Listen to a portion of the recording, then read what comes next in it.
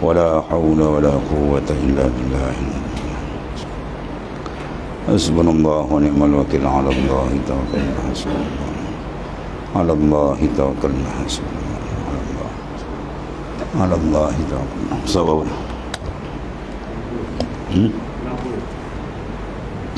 Baik. Bismillahirrahmanirrahim. Qala ma'alif qad sallahu sirrah.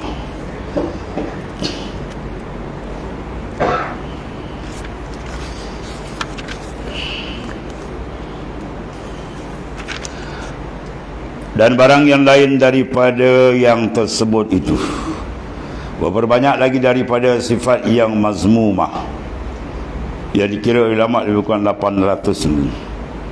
Penyakit dalaman banyak. Cuma yang besar-besar tu yang disebutkan dulu, yang merupakan hijab, dinding antara hamba dengan Tuhannya. Bila dibersihkan, baru dibukakan pentajalian dia dengan Allah Subhanahu wa ta'ala. Sekaliannya itu memberi cedera, dia panggil qadih. Qawadih mana benda yang memberikan kecederaan kepada qalbi, ya, yang mana ia layak disediakan untuk menangkap cahaya makrifat daripada Allah Ta'ala. Tapi bila telah dicederakan, maka gagal. Kegagalan insan idrak dia mendapat akan cahaya makrifat punca daripada dia tidak membersihkan cermin qalbi tadi. Allah kan, itu memberi cedera, ia akan suluk. Yang memberi penjara akan suluk orang yang salik. Suluk mana perjalanan, salik orang tu. Orang yang berjalan tu, kalau seorang dia panggil salik, kalau ramai dia panggil salikin. Banyak kitab kan yang dihurai oleh ulama-ulama kita, ahli-ahlillah, nama dia salikin, ujung dia apa dia? Hidayatus salikin, sairus salikin, ya, minhajus salikin, macam-macam nama. Salik mana apa? Orang yang berjalan. Ini peringkat mutawasit. Peringkat mubtadi dia panggil murid. Murid maknanya orang yang ada iradah. Dia ambil kalimah arada, yuridu iradah, fahuwa muridun. Murid mana orang yang menghendaki. Maka murid dipecah 3. Ada yang paling tinggi dia panggil muridullah, orang yang mendaki Allah Ta'ala dalam hidup dia. Matlamat hidup dia ila Allah. Firman Allah Ta'ala, wa anna ila rabbikal muntaha, kepada Tuhan kamulah kemuncak dia. Jadi kalau tanya orang beriman, apa cita-cita kamu? Cita-cita saya ialah Allah. Betul. Ya, kalau cita dia nak cari dunia, tu orang kafir mendapat kan. Cita besar kita Allah. Apa makna Allah? Ma'rifatullah, ma'rifat akan Allah Ta'ala. Bawah sikit lagi ialah orang yang cita-cita dia apa? Ialah al-jannah, syurga. Ya, itu dia panggil muridul akhirah. Yang bawah sekali tak boleh pakai, ini muridul dunia. Ya, hidup dia dalam kepala dia dunia tu tak boleh pakai. Ya, ini tak ada nilaian, dan ini yang banyak tersumbat dalam neraka jahanam. Orang menjadikan matlamat hidup dia dunia. Akhirnya Nabi sebut apa? Golongan ni yabi'u dinahu bi'ardi minad dunya, dijualkan agama dia kerana nakkan harga dunia. Ada 3 murid. Bila murid ini dia diberikan pertolongan oleh Allah Ta'ala. Yang pertama, Tuhan cempakkan dalam kalbi dia perasaan ingin sampai kepada Tuhan, maka dia pun mengambil jalan. Apa jalan? Jalan tariqah. Sebab tu kita kena ada jalan tariqah. Tariqah mana? Jalan. Syariat apa makna? Jalan. Syariat mana? Jalan. Tariq pun makna jalan. Maka jalan luar dipanggil syariah, membetulkan akan kedudukan luaran kita dengan syariat yang telah diajar oleh baginda sallam. Adapun jalan dalaman yang lebih besar lagi, qalbi kita, jadi panggil tariqah. Ya, tariq mana apa? Antaqsudahu, bahawa yang kita qasad ialah Allah Ta'ala. Tu ilahi anta maqsudi wa ridaka matlubi. Rida Tuhan cari. Itu tariq, dia mesti ada cari dan jalan tu. Ya, kalau tidak kita tak berjalan. Sedangkan Tuhan suruh dalam Quran, fafirru ilallah, berjalanlah kamu menuju kepada Allah Subhanahu wa ta'ala. Maka tarikat yang muktabarah dikira ulama lebih 40 lebih ada. Ya, tarikat Naqsyabandiyah, Ahmadiyah, Idrisiyah, ya, tarikat Chistiyah, Samaniyah, Qadiriyah, Khulutiyah, banyak macam-macam tarikat. Yang mana semua ini sanad dia mesti sampai kepada baginda Rasulullah SAW. Dan berbeza kita zikir biasa, zikir tarekat. Zikir tarekat dia ada taraqi. Dia ada taraqi. Mana peningkatan tu dia ada. Dan dia ada rangkaian nur sambungan tu panjang lagi lah. Cerita dia kena cari tentang ni. Sebab tu Imam Ghazali sendiri menulis dalam kitab besar Ihya Ulumuddin, talabu syekh wajibun ala kulli murid walau kana min akabir ulama.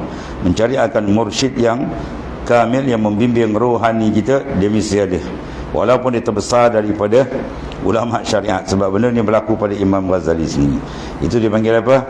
Tarik. Orang yang sedang berjalan tu dipanggil salik. Perjalanan tu dipanggil suluk. Suluk tu mana? Perjalanan. Dia ambil kalimah salaka yasluku sulukan, bahawa salik. Salik mana? Orang yang berjalan, mana memperjalankan ruhani dia daripada jauh kepada dekat, daripada terang gelap kepada terang, daripada samar kepada cerah lagi, daripada makrifat ilmu yakin kepada ainul yakin, dan terus kepada hakul yakin, dan sampai kepada kamalul yakin. Mengenal Tuhan dengan ilmiah, sambung dia kata lagi dengan zauqiyah, ya, itu dia antara perjalanan yang perlu ada. Maka dinamakan orang tu salik. Jadi benda yang mencederakan dia tadi, mana perjalanan dia terganggu, suluk dia terganggu bila ada sifat-sifat mazmumah. Waktu dalam suluk, kalau dia ada riak, dia boom, jatuh balik dan batal suluk ni. Dia tengah suluk, kalau ada riak, takabur je, boom, jatuh, batal, tak terima, tolak, kena taubat balik, mandi taubat balik dan sebagainya, bertaubat balik. Kalau tidak, dia tak boleh jalan. Ya, zikir hanya duduk di luar, dia tak terjun dalam qalbi, dalam roh, dalam sir dan seterusnya. Allah. Dan mendinding yang mana hijab akan ma'rifah orang yang arif dan mencatu akan tuntutan, ya, bahasa Kedahan. Yang tulis kitab ni orang Kedah dan ulama besar, wali besar, Tuan Husin Nasir, ya.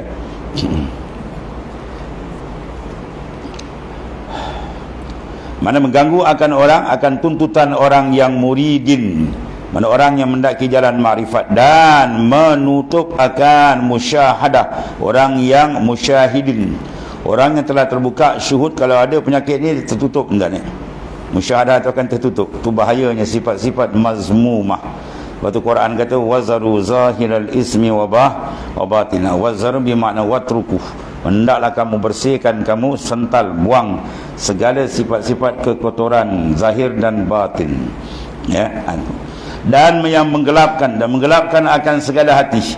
Qalbi yang layak menerima pancaran makrifah dari Tuhan akan jadi tersangkut.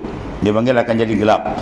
Yang terang tu akan jadi gelap, dan akan segala hati yang muwahidin, mana orang yang betul-betul mentauhidkan Allah Ta'ala dari segi asma'nya, af'alnya, dan tauhid zat dia, 4 tauhid besar, akan terganggu semua itu dengan kekotoran maksiat dan kemungkaran tu.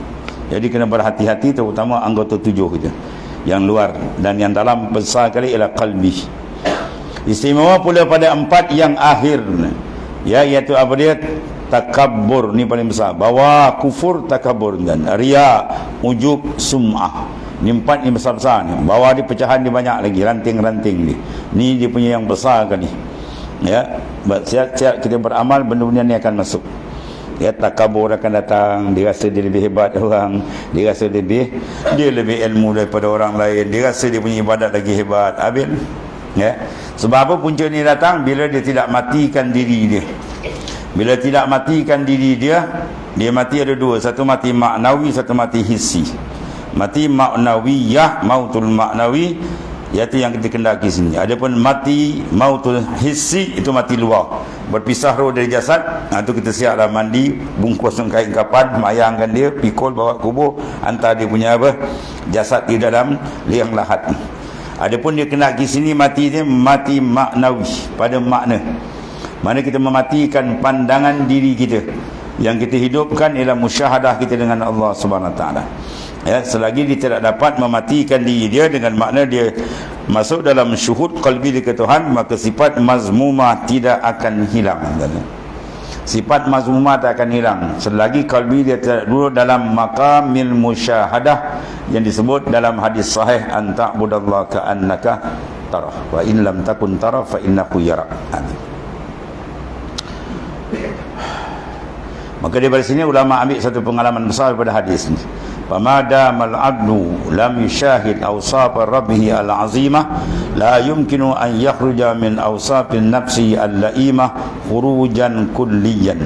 Selama mana hamba tidak duduk, maka musyahadah qalbi dia dengan Tuhan, menghadap tepat ke Tuhan, tidak mungkin dia akan keluar daripada sifat mazmumah secara total. Mana kekotoran-kekotoran batin dalam tadi tidak akan bersih selagi dia tidak tepat menghadap kepada Allah Ta'ala, selagi dia tidak betul-betul bertawajuh. Sebab tu semayang tu besar kan? Kita dah masuk dalam iftitahus salah, permulaan semayang yang dikenali dengan doa iftitah. Situ ada lapas tawajuh tu, wajjahtu wajhiya lilladzi fataras samawati wal, mana aku hadapkan zahir dan batinku kepada Tuhan. Ketiga kita baca tu, kalau kalbi kita pergi tempat lain, dia pergi ke laut, pergi ke darat, ke mana, jawab dia, Tuhan jawab kazabtah, bohong engkau, Tuhan kata. Kalau semayang fardu kena bohong, semayang sunat kena bohong, lengok dan kazabta, dusta engkau. Kau kata menghadap, sedangkan kalbi kamu pergi tempat lain. Jadi kita kena apa? Rajin tawajuhkan kalbi kita kepada Allah Ta'ala. Itu mana wajah tu, itulah apa tawajuh. Tuan setengah terdekat dia ada majlis tawajuh macam ni, macam Naqsyaband dan seumpamanya. Habis tu. Jadi 4 yang besar ni, takabur. Maka nak hilangkan takabur macam mana? Dia kena pakai sifat tawaduk lawan dia. Dan tawaduk tu macam mana nak pakai? Kita dah tahu sifat tawaduk tu wajib kita berpakaian dengan dia. Persoalan ni macam mana nak hasilkan dia? Dia tak akan hasil tawaduk melainkan dia menghadap. Sebab makna tawaduk, at-tawaduk al-haqiqi ma kana nasyian min syuhudil azamati rabb. Tawaduk yang hakiki ialah dia berlaku apabila kita menghadap kepada kebesaran keagungan Allah Ta'ala yang maha dahsyat. Kita pandang aja pada wujud yang hakiki, maka tenggelam wujud yang majaz. Ketika itu baru dia rasa siapa dia, siapa Tuhan dia. Wujud yang hakiki, wujudul asli wa huwa Allah Ta'ala. Adapun wujud kita arid baru datang. Bila baru datang, makna dia bergantung dengan wujud yang hakiki, perbuatannya segala-galanya. Maka kita boleh nampak kebesaran keagungan Tuhan yang maha dahsyat. Ketika kita boleh tenggelam diri dia. Sebab selagi tak menghadap, kita akan rasa dia tu kecil. Bila ia nampak yang lebih besar, baru dia rasa dia kecil.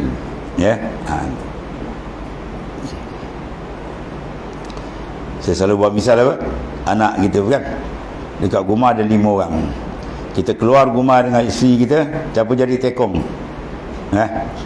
Yang sulung lah jadi tekong kan. Dia sekil kepala adik dia, dia buat macam-macam, dia bully adik dia. Dia sedang bully adik dia, dia tak perasan bapak dia tercegat kat pintu perhati dia. Bila dia perasan macam, terus dia senyap tu. Dia nampak bapak dia, pop, terus senyap tu. Begitulah qalbi. Bila dia nampak dia, musyahadah ke Tuhan, pam, Tuhan buka tajalli habis, pum, jatuh habis tu. Sebab selagi dia tak nampak, dia panggil istilah musyahadah. Selagi qalbi dia tak perasan Tuhan, lagi itulah dia buat paling.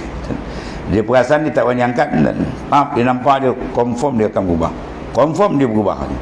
Qalbi dia akan pum, dia akan berlaku injizab, dia panggil, tertarik kepada Ta'ala bila dia musyahadah ke Tuhan.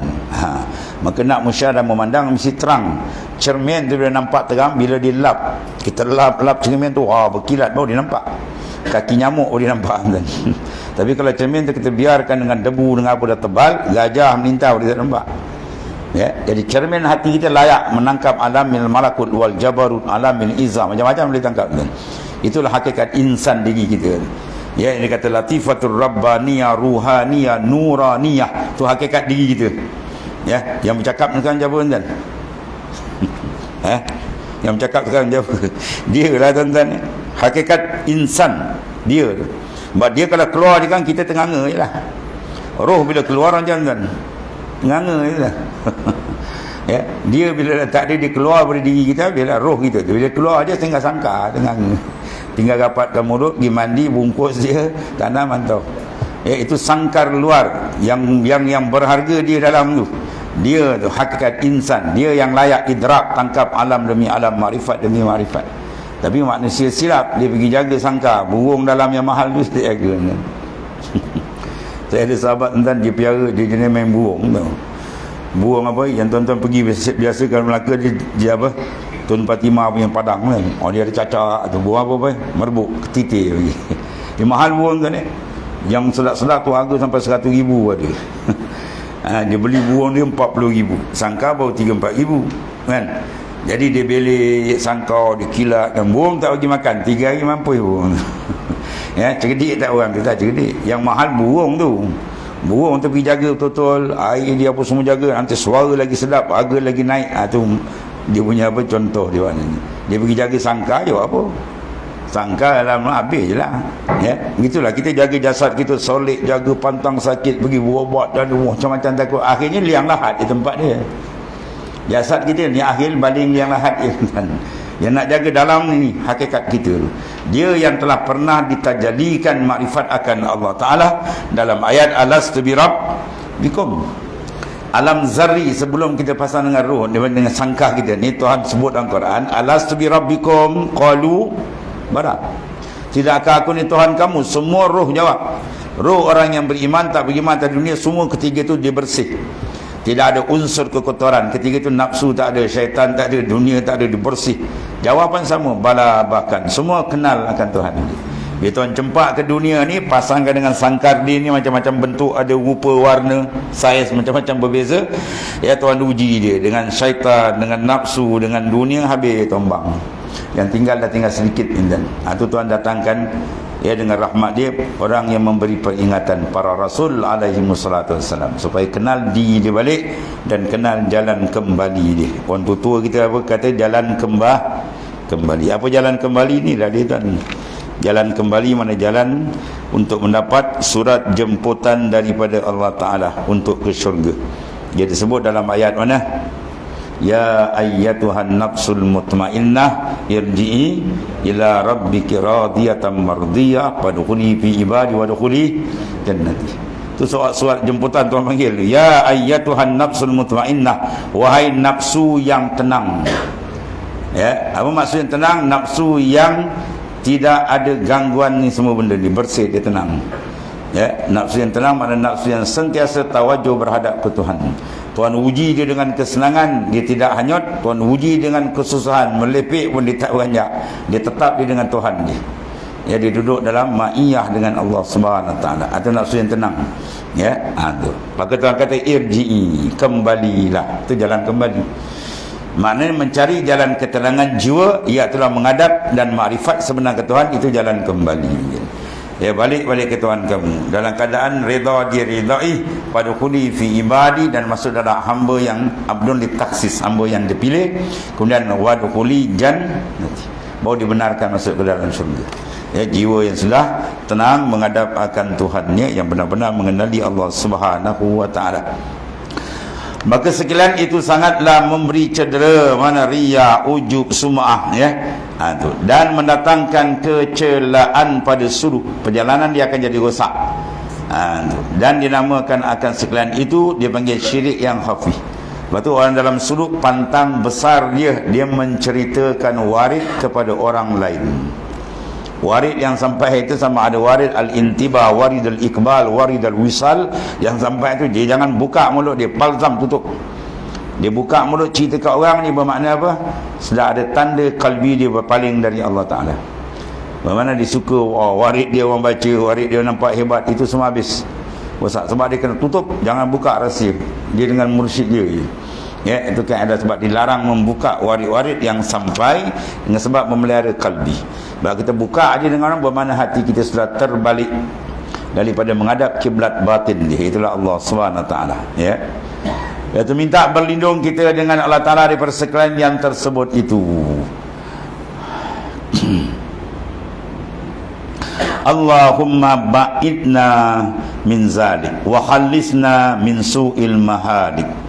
Allahumma ya Allah Tuhan kami, ba'idna, jauhkanlah kami min zalik, daripada segala sifat mazmumah, ya, wa khalisna, dan sucikan kami batin kami daripada su'ul mahalik, daripada kejahatan yang datang ni. Itu di antara apa? Doa dia. Dan ada pun segala sifat yang mahmudah, sifat yang dipuji oleh syarak, yang menjadi kewajipan kita memakai akan sifat yang tersebut. Maka itulah amat banyak dilawan tadilah. Dan setengah daripadanya 10 perkara yang besar ni, yang disebutkan oleh dia oleh Hujjatul Islam Al-Imam Ghazali radhiyallahu anhu di dalam Mukhtasar Ihya. Mukhtasar Ihya mana ringkasan daripada Ihya. Kita Ihya besar tu diringkaskan.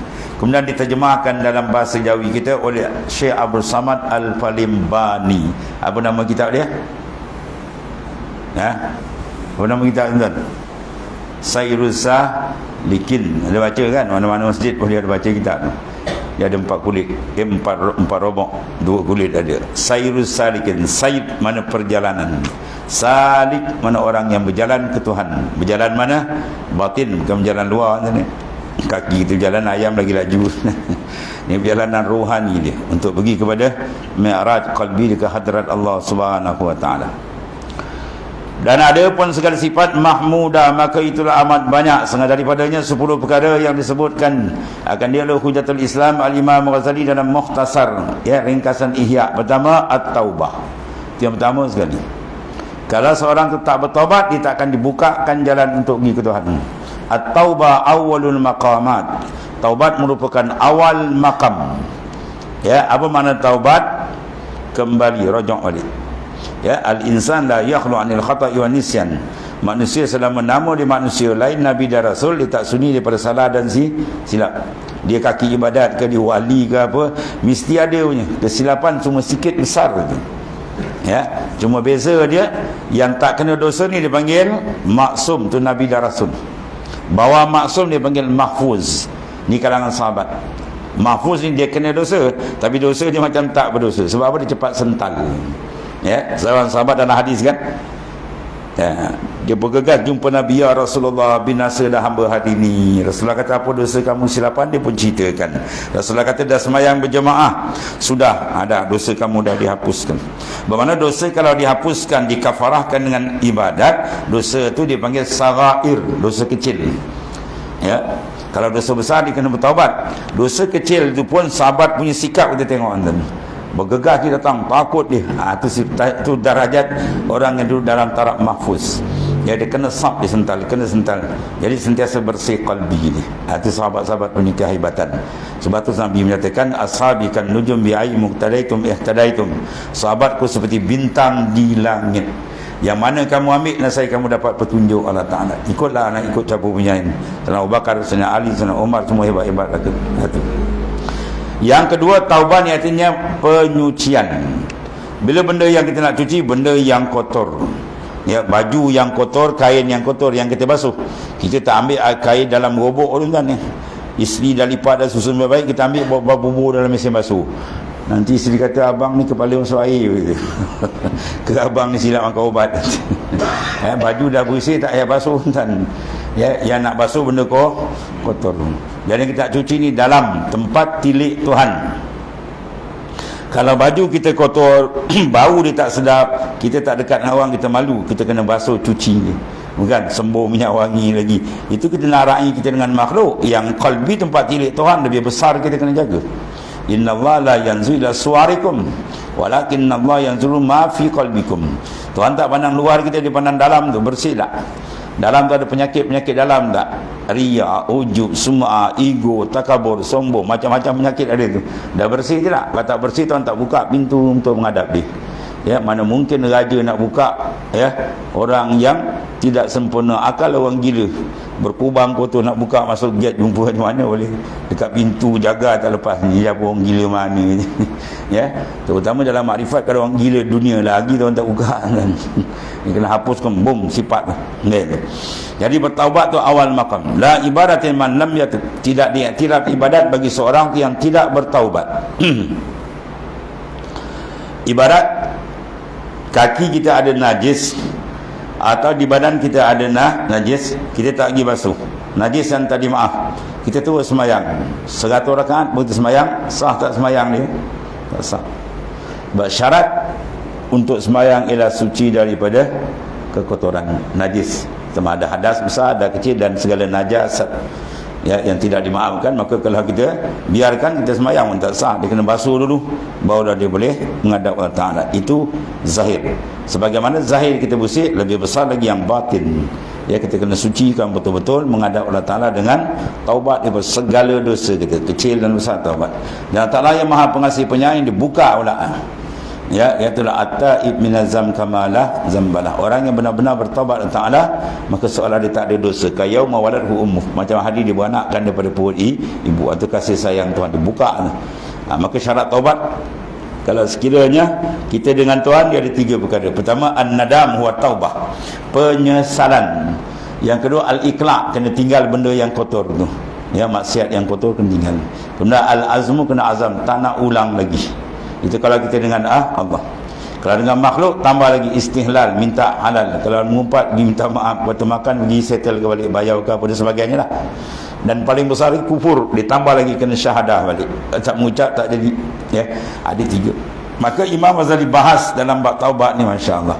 Pertama tu kata an-nadam, penyesalan. Maka nak hasilkan nadam, dia ada mukaddimah. Nak datang sesal tu, kalau boleh sampai keluar air mata tuan, dia kena datangkan mukaddimah dia. Di antara dia kena, pertama dia antara kena ingat resiko dosa. Maksiat yang dilakukan, resiko dia apa? Hatinya akan jadi gelap, mata hatinya tertutup, ya, mendapat muka Tuhan dan akhir dihumban ke neraka jahanam wal azab. Kita ingat benda sampai dia rasa takut. Bila takut tu betul-betul datang di insaf, baru dapat dia panggil syarat yang pertama. Ya, kena sungguh-sungguh. Tu dia dibahas panjang tu, ulama bahas. Tu contoh pertama lah. Bila selesai dia bertaubat, di antara sifat dia kena pakai lagi al-khauf. Ya, al-khauf. Tapi Imam Ghazali kalau sebut dalam Minhaj, 7 rintangan besar kita kena selesai. Dipanggil aqabat. Ya, aqabatul ula wa hiya aqabatul ilmi. Aqabah pertama mesti ditempuh, mesti ada ilmu. Tak ada ilmu, mana mungkin nak berjalan kepada Allah SWT. Dan sekurang-kurang ilmu ialah pertama ilmu usuluddin, ilmu tauhid dia kena mantap. Kalau tidak kan dia mengaban. Ulama sufi maksud lain, dia maksud lain macam-macam. Ya, hendaklah kamu bertawajuh, berdepan dengan Tuhan. Itu lapas bahaya kalau tak faham. Bila berdepan dengan Tuhan, ingat Tuhan depan ni. Kalau ingat Tuhan depan ni macam ni, kafir kan. Ya, kalau depan bermakna sudah bertempat, sedangkan Ta'ala la yataqayyad bil makani wal zaman. Tuhan tidak terikat dengan tempat dan masa. Ya, bertawajuh itu makna menghadapkan qalbi kita kepada dia, bukan Tuhan duduk depan belakang. Ta'ala bukan sifat dengan sifat makhluk. Segala sifat yang layak dipakai oleh makhluk, ya, maka fallahu mukhalifun bizalik. Allah Ta'ala mukhalafah dengan semua itu. Itu maknanya apa ringkasan dia? Ilmu tauhid dia kena mantap. Kemudian ilmu fiqh dia kena kemas untuk ibadat-ibadat yang dilakukan. Dan ilmu tasawuf dia kena mendalami. Itu sepaling kurang. Ya, kalau tak jadi ulama besar pun, ini pakaian tetap kena ada. Jangan usuluddin dia tak belajar, tiba-tiba dia nak masuk, ya, maknanya jalan tadi dia tak nak belajar. Itu bahaya. Yang ada setengah orang dia kata tarik je. Ya, ambil zikir tarik je, tak payah belajar. Itu syaitan je. Banyak terbabas dan perosak ilmu tarekat ini puak-puak ni. Dia tak nak belajar kan, dia zikir dia. Ya, maka waktu dibuat tanggapan macam-macam kan. Dia tak ada. Kalau nanti mana-mana tarekat Sufiyah, tarekat Ahmadiyah, tarekat Naqsyabandi, kalau dia tengok imam-imam dia punya karangan kitab lama-lama kan, besar-besar. Apa masalah?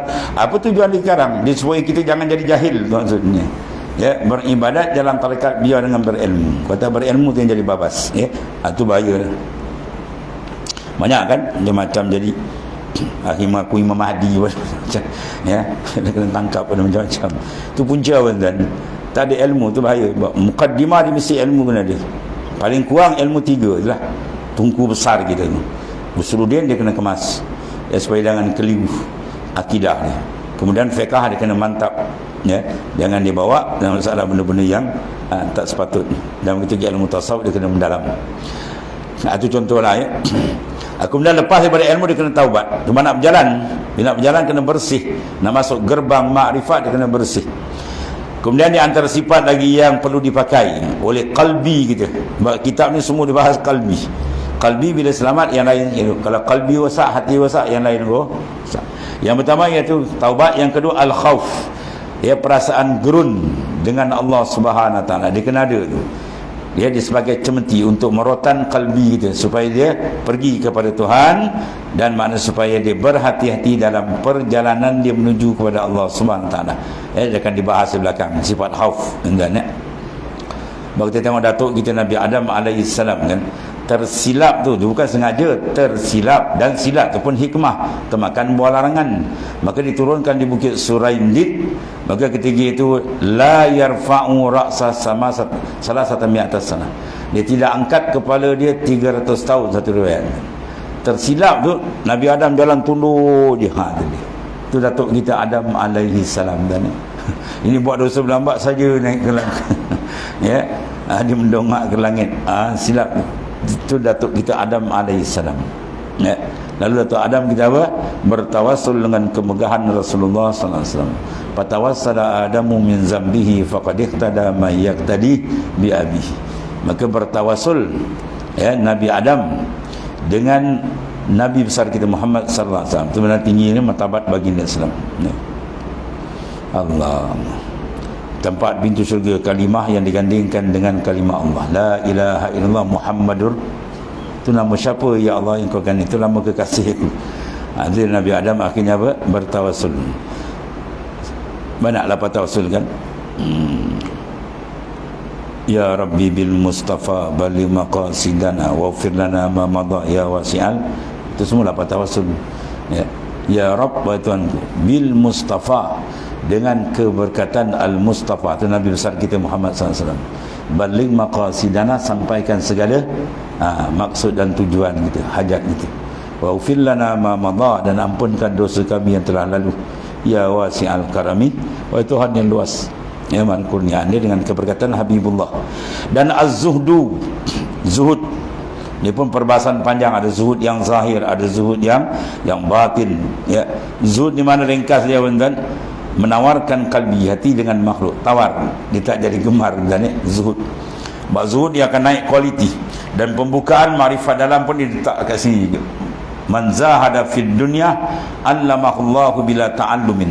Siapa yang bersifat zuhud dengan dunia, mana hati dia tawar dengan dunia, walaupun di banyak dunia, kalbi tak masuk. Mana dia letakkan dunia di luar, dia tak pergi masuk dalam. Sebab dalam ni dia dengan Tuhan je. Dia jangan bawa masuk dunia ke dalam, wasak insan. Ada dunia tak apa, sahabat banyak yang kaya-kaya tapi dunia tak masuk dalam. Sebab dalam tempat dia dengan Tuhan. Yang paling mahal di dalam ya, apa tempat dalam kita? Mahabbah, kerinduan, asyik, semua sifat dalam yang cantik-cantik hebat, semua kita beri dekat Tuhan dia ya. Dunia terletak luar. Jadi jangan bawa masuk dalam. Bawa masuk dalam dia habis tuan. Allah. Jadi barang siapa yang bersifat zuhud, allamahullahu bila ta'allum, Tuhan akan ajari tanpa dia belajar. Ini syarat pada ilmu laduni. Itu besar ni sifat zuhud. Ibnu Atak sebut kata, ma qalla amalun baraza min qalbin zahidin wala kasura amal baraza min qalbin raghibin. Tidak dikira banyak amal bagi orang yang tidak ada zuhud, tidak dikira sedikit amal orang yang zuhud, dan tidak dikira banyak amal orang yang tidak bersifat dengan zuhud. 2 rakaat orang yang zuhud semayang tak sama dengan 100 rakaat orang yang tidak ada sifat zuhud semayang. Orang yang zuhud apa, kalbi dia tak ada menghadap pada makhluk, betul bulat ke Tuhan. 2 rakaat di semayang tu lain, kualiti dia tinggi kan, dengan orang yang sebaliknya, yang kalbi dia kosong daripada menghadap Allah Ta'ala ya. Atau satu contoh dalam perbahasan dipanjangkan tuan ya. Dan as-sabr ya, sabar, ini semua sifat-sifat kalbi dan pakaian yang kita kena pakai dalam berjalan ke Tuhan. Macam-macam ujian akan sampai. Maka nabi dinihi sulban ishtadda bala'uh. Siapa yang kuat berpegang dengan agama Allah, lagi banyak Tuhan uji dia. Itu memang cara Allah Ta'ala uslub, cuba dia menaikkan lagi makam dan kedudukan insan ya. Sabar dipecahkan 3. Sabar mengerjakan taat, sabar meninggalkan maksiat, dan sabar indal masaib, ketika diuji dengan musibah. Itu makna cara mana nak selesaikan, semua akan dibincang di belakang. Asyukru ya, sifat syukur ya, maknanya dia berterima kasih dengan al-mun'im, pemberi nikmat sebenar. Dan syukur ialah tasarruf ma an'amallahu ila ta'ati, mengguna pakai pemberian Tuhan menuju kepada mentaati perintah dia. Dia akan bahas di belakang. Dan al-ikhlas dipanggil roh bagi seluruh ibadat ya. Ibadat dia punya roh apa? Wujudul ikhlas. Kata ada ikhlas, ibarat binatang tidak ada nyawa, dia panggil apa? Bangkai. Adakah benda macam tu kita nak hantar ke Tuhan? Tu apa ta'rif ikhlas ya, apa rahsia nak dapat ikhlas, semua akan dibincang di belakang insya-Allah ya. Dia ni roh tuan ya. Al-ikhlas ruhul ibadah, wa ruhul ikhlas at-tabarruk ya, min al-hauli wal quwwah. Tabarri min al-hauli wal quwwah. rahsia ibadat, dia punya sir, roh dia ikhlas. Roh bagi ikhlas, dia satu lapis lagi tu, ialah at-tabarri anil hauli wal quwwah. Dia berlepas diri daripada memandang haul dia dan kuah dia. Ya, dia matikan memandang haul dia, dia memandang haulillah. Dia matikan memandang kuah dia, dia memandang kuwatillah. Maka betul dia duduk dalam makam hauqalah, la haula wala quwata illa billah.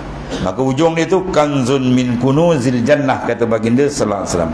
Gedung daripada gedung besar tuan duduk di situ. Maksud dia apa?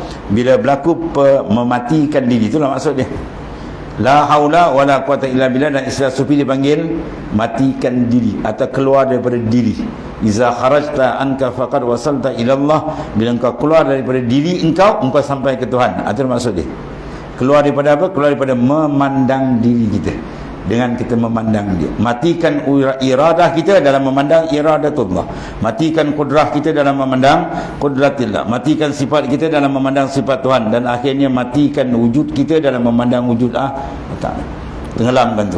Bawa dia pergi, bawa dia tahun bukaan dan ni. Sebab jalan dia as-sayru fillahi la yakunu illa ba'dal fana. Berjalan ke Tuhan dia tak akan start melainkan berlakunya fana. Apa makna fana? Pengleboran kalbi kita memandang pada yang lain melainkan dia. Baru Tuhan akan buka. Di situ dia akan ada penyaksian yang hebat, ya, yang dibukakan oleh Allah Ta'ala. Dan pembukaan ini kata Syekh Abdul Qadir Jalani sampai dia pergi alam barzah pun Tuhan buka lagi. Ya, itu besar ni kita apa? Matikan, mutu qabla an tamutu. Matikan diri kamu sebelum kamu mati. Ya, sebab nak berjumpa dengan dia kena mati. Satu hari Nabi Ibrahim alaihissalam kan, malaikat maut nak ambil nyawa dia. Ya, dia sound malaikat maut, adakah kekasih nak ambil nyawa kekasih? Wah. Malaikat maut pun repot Tuhan. Ya Allah, Ibrahim cakap macam ni. Tuhan jawab habis. Tuhan bagi ni pukul TKO dekat Nabi Ibrahim. Sampaikan pada Ibrahim, ada kekasih tak nak jumpa kekasih? Habis tu TKO dia kena. Ya, nak jumpa kekasih, nak dalam syurga kena mati dulu pindah daripada alam ni baru dia berjumpa sana. Bukan wujuhun yauma idzin nadhirah ila rabbiha nazirah. Wajah orang beriman berseri-seri kepada Tuhan yang ia melihat, tapi lihat dengan cara yang layak dengan kebesaran Tuhan, yang tidak ada keserupaan dengan makhluk walau sedikit pun. Laisa kamitsli syai', itu dasar kita. Ya, jadi kena mati. Bila malaikat jawab balik jawapan dari Allah, maknanya takkan kekasih tak nak jumpa kekasih. Nabi Ibrahim cakap, sekarang juga tarik nyawa aku dia. Maknanya dengan mati baru bertemu. Maka di dunia pun begitu juga. Kalau nak bertemu makrifat, kena matikan dulu. Matikan nafsu kita, matikan pandangan makhluk, baru Tuhan buka. Kalau kita tak matikan, masih nampak kita lagi, dia tak buka kan. Ya, kama la yuhibbul amalul mustarak la yuhibbul qalbul mustarak. Bagaimana Tuhan tak mahu hati itu dia amalan kita disekutukan, begitu juga kalbi kita yang nak makrifat dia tak bagi sekutu yang lain. Dia suruh betul-betul hum wahid, mengesakan betul Allah Ta'ala dalam pandangan dan rasa hati dia. Baru Tuhan akan buka anda ni. Dan at-tawakkul sikatul qalbi biwa'dillah, betul kuat hati bergantung. Semua dia akan bahas. Wal mahabbah ni sebelum dari makrifat di mahabbah tadi. Dia lepas mahabbah baru diloncat makam makrifah. Iaitu pembahasan akan datang nanti. Ar-ridha ni semua sifat dalam. Zikrul maut ini semua dia panggil maknanya benda besar, mengingati akan kematian di benda besar. Sebab kalau lupakan mati, manusia akan jadi sesat dan tadi. Syammir wala tazar zakiral maut tipanisyanuhu dhalal mubin. Sensing tangan baju kamu, mana kinayah nak buat kerja sungguh dengan Ta'ala. Kemudian pemangkin dia apa? Wala tazal zakiral maut, jangan kamu lupakan kematian. Tipanisyanuhu dhalal mubin, lupakan mati itu sesat yang cukup terang. Sebab tu kalau kita tengok orang yang semayang tidak, puasa tidak, ya, masjid pun tak kenal, orang tu kau tonton cerita mati kat dia, menganjal dia kan. Kau cerita mati, projek banyak tak siap gitu. Tu jawab tu jawapan kan. Sebab dia takut. Ya, ada pun aulia dia rindu kepada kematian. Minta mati jangan, tapi rindu kematian. Ya, orang yang kita kasih paling hebat sekali siapa? Huwa Rasulullah SAW. Di mana dia sekarang? Di dunia ke di mana? Para sahabat yang hebat-hebat yang kita kasih, dia di mana sekarang? Dia kan ada dekat sini dah. Semua dah balik. Kita bila nak balik? Kekasih tak nak jumpa kekasih, nak kasih kena balik kan. Ya, mana rindu kepada kematian itu menyebabkan seorang akan bersiap sedia lebih. Itu maksudnya. Ya, minta jangan. Ya Allah mati ke lah, mati jangan. Ya, minta jangan. Sebab ada ruang kita hidup, kita boleh top up lagi amalan lagi kita banyak kan. Ada perasaan nak jumpa tu, dia kena tu kasih. Dia serindu kepada balik, sebab di sana semua kekasih kita berkumpul di sana, dan tempat yang paling hebat, ya. Itu maksudnya lah. Ada pun minta, jangan ni. Ada seorang sahabat kan, bila kena uji dia kata, ya Rasulullah, doa saya mati. Rasulullah kata, jangan baca doa ni. Allahumma ahini ma kanatil hayatu khairan li wa amitni ma kanatil mamatu khairan li. Ya Allah, hidupkan aku selama hidup tu baik bagiku, dan matikan aku sekiranya mati tu baik. Doa kita ada kait. Jangan minta aja belum tentu lagi kan. Dan satu kes lagi macam tu juga, tapi Rasulullah bagi satu doa yang lain yang biasa kita baca. Dan doa tu dipanggil ibu segala doa, yang tak pernah ditinggalkan oleh Imam Asy-Syafi'i. Apa doa dia? Rabbana atina fid dunya hasanah wa fil akhirati hasanah wa qina azabannar. Lengkap doa tu. Ya, selamat dunia, selamat akhirat, kan? Dan satu lagi, ada pun bermula taubat, dia akan masuk huraian. Maka itulah kembali daripada dosa yang ia jatuh kepadanya dengan segera. Taubat satu wajib, segera taubat satu. Kalau kita lambatkan, dosa itu berjalan, dan dia akan lagi menyusahkan kita. Pokok yang tidak ada faedah, contohnya pokok mutan jantan depan rumah kita, ingatkan betina ke jantan, kita rasa nak cabut, biarlah tahun depan saya cabut. Bila tahun depan pokok makin besar, akar dia makin dalam, kita pula makin tu. Itu maksudnya. Kalau kita lambat cabut taubat, takut tak jadi nanti. Ya, maka dosa tu makin menapak di kalbi kita, iman kita pula dah lama makin lemah, takut tak tercabut. Sebab tu kena pantas. Tak kenanya maksiat cepat dan bersihkan, maka insya-Allah rohani dia akan sihat. Dengan bahawa meninggal ia akan perkara yang jadi berdosa dengan sebabnya, dan menyesal sungguh-sungguh dengan itu perbuatan, dan yang jadi dosa itu dengan dia, dan cita-cita pula azam akan bahawa tidak kembali lagi kepada berbuat itu perbuatan yang jadi berdosa dengan sebabnya itu. Takdirnya daripada bertobat tu dia terjatuh balik. Batal tak tobat? Tak batal. Dia nak ketiga kita bertobat tu, rukun tu ada. Menyesal sungguh, betul-betul cukup, Tuan terima tobat. Duk seminggu diulang balik dosa tu, ya, maka kena taubat balik. Dia yang tak jadi taubat tak sah, ketika dia bertobat tu main-main, dia tidak hati, dia tak putus lagi, ya. Lisan dia astaghfirullah wa atubu ilaih, aku minta ampun dan bertobat, tapi kalbi dia masih lagi nak benda tu tak putus, tu tak sah taubat. Dia betul-betul dalam putus, Tuan terima tu rasa, ya. Takdir terulang balik sampai satu hari 70 kali pun Nabi kata Tuan terima. Tapi kalau dia tak putus, bermakna dia bermain dengan taubat. Kalau dia ketiga taubat betul-betul cukup syarat, maka sah dan diterima oleh Allah Ta'ala. Dan kembali balik segala hak yang jadi berdosa. Ni kalau dengan orang, dia tercuri barang orang, terambil barang orang dan sebagainya lah, dengan sebab mengambil kita hak, ya, kepada tuannya. Ini lagi bahaya kan? Kalau kita terambil hak orang, tiba-tiba tuan dia tak maafkan, kita kata sikit je, tak ada, saya tak maafkan, saya nak tuntut yaumil mahsyar. Kena kita sangkut kan, ya, besar ni. Sebab hak dengan orang cukup besar. Dengan Allah Ta'ala insya-Allah Tuhan Maha Pengasih Penyayang. Jadi kalau dengan makhluk dia kata saya tak nak, saya nak tuntut awak sudi yaumil mahsyar. Kena tak? Kena kan? Bahaya tu. Sebab dengan orang ni bahaya kan, ni. Sebab kena settle ke cepat mana ni. Dan mengucap dua kalimah syahadat ni kalau sekali jadi murtad wala ayazabillah, ya. Dengan sebab mengerja ia akan itu pekerjaan menghina Allah Ta'ala, ya. Kalau orang Islam dihina macam stokin diletak tu kan, kes yang besar sekarang ni, jadi murtad kan, ya. Nama Tuhan tu besar, nama pula tu Allah ni ismul li zati wajibal wujud, nama bagi zat, ya, dipanggil ismul azam, dan juga dipanggil apa sebagai dipanggil apa tentang sultanul asma, sultanul azkar. Allah dimasuk habis besar, ya. Tiba-tiba dia buat keadaan gitu, masya-Allah, dahsyat sekarang ni. Ni kafir la'natullah macam-macam, kau hajar biadab. Allah karim, kau tak beri tindakan betul tak tahulah. Terperhatilah tuan-tuan tengok, ya, jahat betul. Kalau hukum Islam kena pancung ni kan. Kalau bagi hidup orang macam tu lagi. Ada pula orang kata jangan ambil tindakan melampau, tu orang gila kan. Kita kena ambil tindakan tapi jangan melampau. Orang cakap tu orang gila. Tak ada paling melampau kau hina nama Al-Khaliq, pencipta alam sendiri. Kita menompang peremeh duduk rumah, kita hina dah, kita gila tuan-tuan. Ya, paling dahsyat. Dan satu orang pula jadi wali kan dengan sebab menghormati kalimah Allah. Satu cerita dia, seorang ni berjalan, dia nampak kalimah Allah tu terjatuh, dia ambil, masya-Allah, dia bersihkan, dia letak, malam tu terus dapat laduni, tuan beri ilmu laduni terus. Itu besar nama Allah Subhanahu wa taala ya. Itu di antara apa? Sedikit daripada intisari ataupun rukun-rukun taubat yang perlu diistihdarkan. Dan satu lagi firman Ta'ala, innamat taubatu 'ala Allah Ta'ala lilladzina ya'maluna su' bijahalatin summa yatubu min qarib, atau yatubu min qarib, segera tu, fa ulaika yatubullahu alaihim, bahawa sesungguhnya bermula taubat yang sabit atas Allah Ta'ala, menerima akan dia. Tuhan akan terima kalau seorang itu bertaubat sungguh. Iaitulah bagi segala mereka yang mengerjakan mereka akan kejahatan dan maksiat kepada Allah Ta'ala dengan sebab jahilnya akan maksiat, atau terlupa ia dengan dia, kemudian taubat mereka itu daripadanya pada masa yang hampir, min qarib, faulaika yatubullah alaihim, maka Tuhan terimalah taubat dia. Itu dia antara apa, sedikit berhubung dengan masalah arkanut taubah yang sangat penting dalam pembersihan rohani. Wallahu a'lam.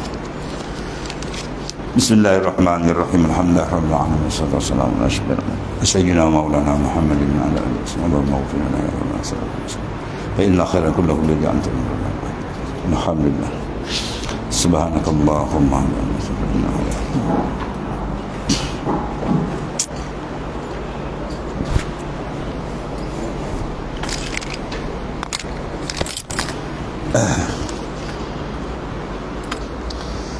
Ya Rabbi,